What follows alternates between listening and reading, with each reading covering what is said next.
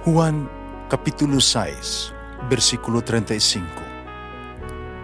Si Jesus miingon kanila, "Ako mao ang pan nga naghatag sa kinabuhi.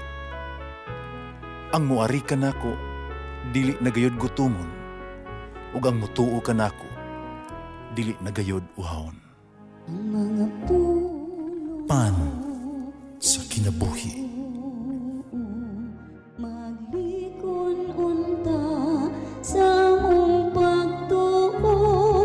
Gagakakabi sa pagtuman sa imong mahal nga kasuguan. Ang Ginoo manaakan ninyo. Santos nga Ebanghelyo sumala ni San Mateo. Jesus miingon sa iyang mga tinunan, "Pamati kamo. Ako magpadala kaninyo kasama sa mga karnero ngadto sa panon sa mga lubo. Busa kinahanglan magmaigmat kamo sama sa bitin o mamalumo kamo sama sa lampate. Pagbantay kamo, kamay mga tao unya nga mudakop o mutaral kanyo ngadto sa hukmanan. Latuson kamo nila, sunod sila mga sinagoga. Taralon kamo atubangan sa mga punuan o sa mga hari tungod kanako. O makasangyaw kamo sa maing balita ngadto kanila o sa mga dili Hudiyo.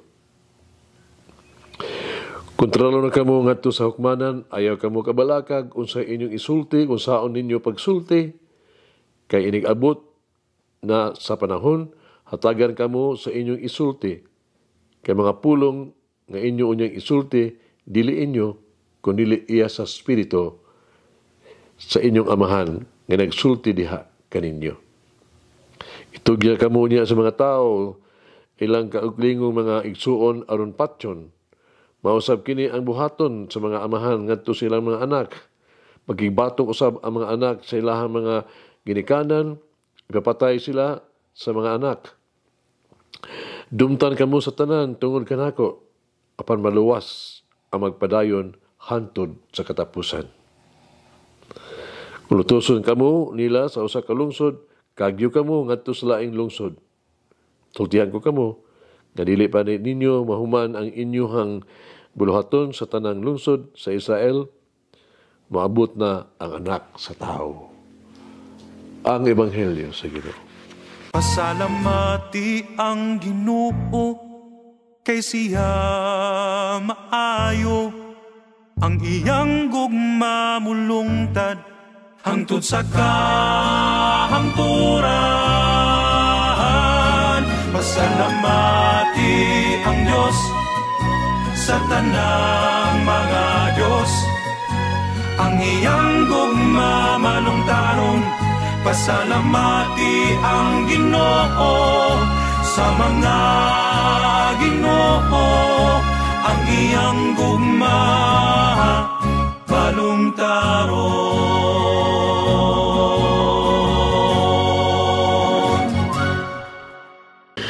Dinhi sa Ebanghelyo karong adlaw atong mahibaluan ang duha ka butang mahitungod kang Hesus.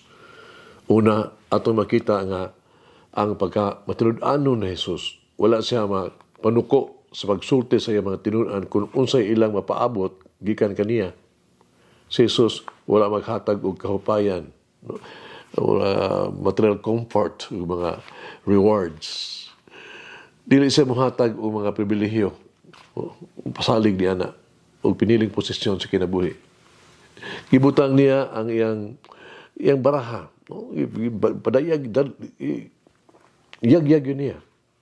Si Jesus kanunay naghalad ka nato, naghagit ka nato gani. Naghatag nato siyang krus o papalansang sa krus.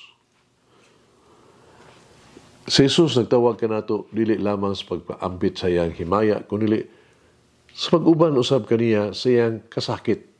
Ipadala kita ni Jesus di lamang aron masinati ang kadaugan sa Paskos pagkabanhaw, kundi aron mahimaman usab nato ang iyang Biyernes Santo. Ang dalan ngadto kay Jesus mao ang dalan sa krus. Mapaila nato ang ato ang kaugalingon kay Jesus kung kita usab makadawat sa paagi sa iyang pagdawat o pagpasan sa iyang krus. Kung kita makaantos sama sa iyang pag-antos, kung kita maka-alagad sa paagi sa iyang pag-alagad, nan kita usab uban kay Hesus. Kung mahimo na itong talikdan ng ato ang mga personal ng ambisyon alang sa kaayuhan sa ato ang katilingban sa itong simbahan, mabiangay sa iyang mga paamaagi na maingon kita nga kita usad sumusunod sa iyang mga tunog. Kung kita mahigugma sa paagi nga si Jesus na higugma kanato, kung kita magpasaylo sa paagi, kita gipasaylo niya, nan kita, mailhan kita, nga tinuol nga maunungon nga disipulo ni Kristo. Kedua, kita adunay kasiguruan gikan kang Hesus. Tiliwala sa mga pag-antos o mga sakripisyo nga kinahanglan natong antuson tungod kaniya, hatagan niya kita sa atong gikinahanglang kusog ug aron kita makalahutay. Grasya. Tiliwala sa mga pagsulay o kalisdanan sa Hesus kanunay nag-uban kanato. Bisan sa mga paglutos o kasakit nga atong masinati, dili kita biyaan ni Jesus, dili kita niya pasagdan. Sigurado kami sa iyang pag-uban. Bisan asa kita o bisan unsa ang mahitabo sa Jesus, kanunay mag-uban ka nato, kanunay kitang kipasaligan sa iyang pagiya o grasya. Busa kung kita usa na Jesus, dili kinahanglan nga mabalaka o mahadlok, di ta ang hinta. At ang mga tanong karon atong kaugalingon, anda ba kita sa pagpaambit sa sakripisyo o pag-antos ni Jesus? O sa itong ikahadlukan sa pagtugyan sa tibuok na itong kinabuhi nga ito kay Jesus? Anda na ba ka na mag-antos alang kay Jesus? Mag-ampo kita. Among mahigugmaong Ginoong Hesus, among maluluyon na manunubos, ikaw ang among kaluwasan. Ikaw lamang amo ang paglaom ng kinabuhi. Miyanhi ako, uban ang mahilulsulon nga kasing-kasing sa pag-ampo alang sa mga nag-antos karon sa imuhang walay kinutuban nga gugma. Ipaya silang kasubo, hupaya sila ilang kasakit. Kuhaa sila ang ilang kasubo, o mga pag-antos.